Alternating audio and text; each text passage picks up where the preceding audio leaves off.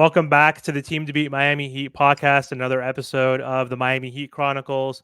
My name is Amir. Before we get started on today's episode, pushing to 2,000 subscribers. So if you guys are enjoying the content that Martel and I are putting out on the show, don't forget to subscribe to my channel and then also Martel's channel, the Miami Heat Zone podcast. He's on his path to 5,000. So for today's episode, Martel, I want to talk to you about an article that came out. It talked about the odds and probability for Rookie of the Year next season. And so the Miami Heat's very own Kel'el Ware projected at 25 to 1 odds of winning Rookie of the Year next season.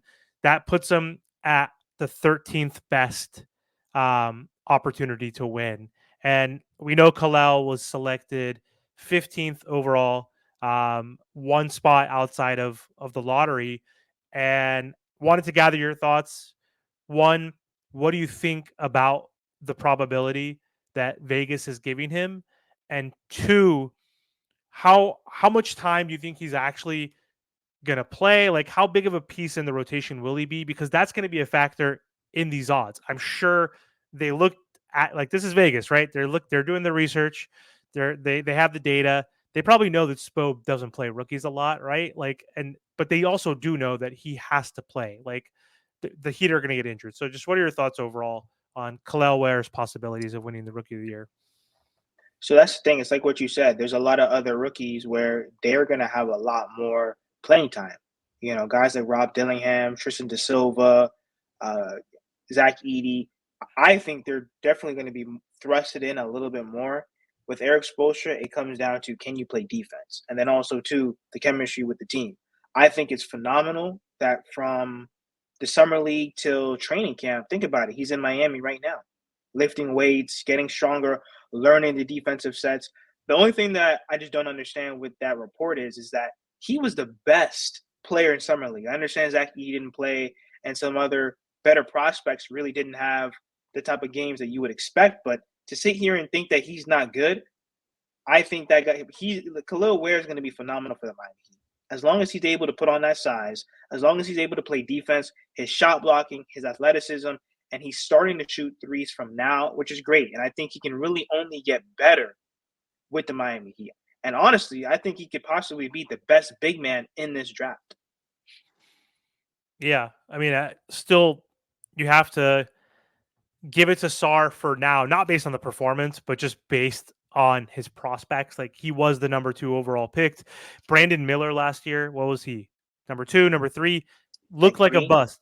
I think, yeah, whatever it was, he looked like a bust. And guess what happened the last 40 games of the season? Like, he balled out, right? He looks actually really good. So it's not how you start, it's how you finish. But either way, if Kel'el Ware can be the second best big in this draft, I think that's great.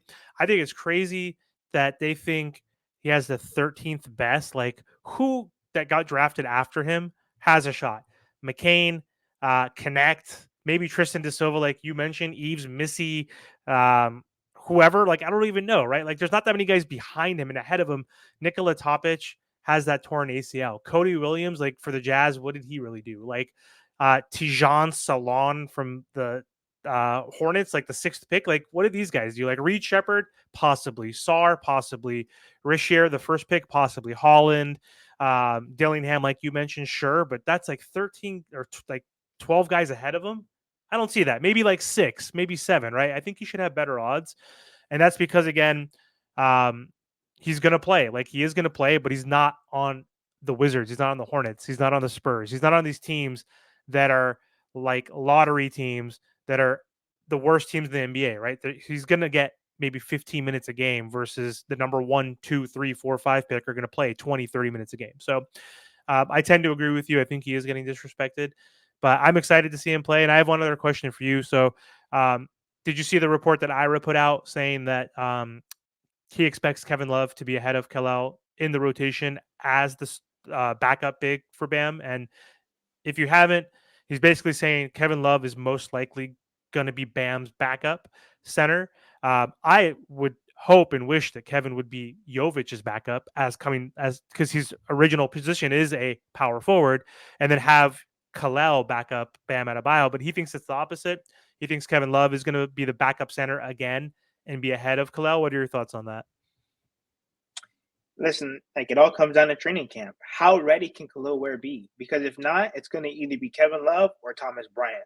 I think that Thomas Bryant. I know it's crazy. This is going to be a crazy take, but I think Thomas Bryant's going to be way better than he was last season. I think because he pretty much rode the bench the whole season. I think that's going to put a fire under him to be competitive, to be the type of backup center that he was with the Lakers and with the Wizards. Just don't count him out so quickly.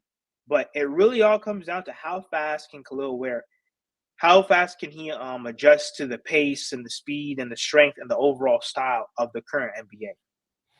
Yeah, I think, but I think Ira is correct that Kevin might come off the bench first, and then when Probably. Jovic comes off the bench, then I think Kalel comes in. It's all semantics at that point because like if Bam is coming off and Jovic is coming off, like they're not going to come off at the same time. I'm assuming Jovic is going to come out first, right? Because Bam, is probably going to play the second most minutes on this team, perhaps, but when Bam comes out first, maybe Kevin Love comes in, right? Because obviously you want someone that has the experience of rebounding, those full court passes. He could hit the three.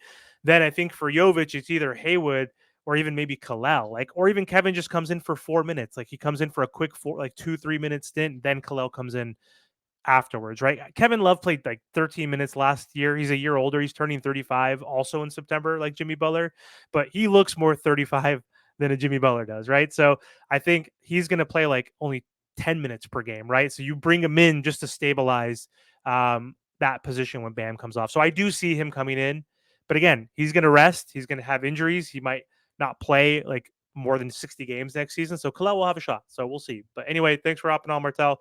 Don't forget to subscribe to both our channels, and we'll see you guys soon.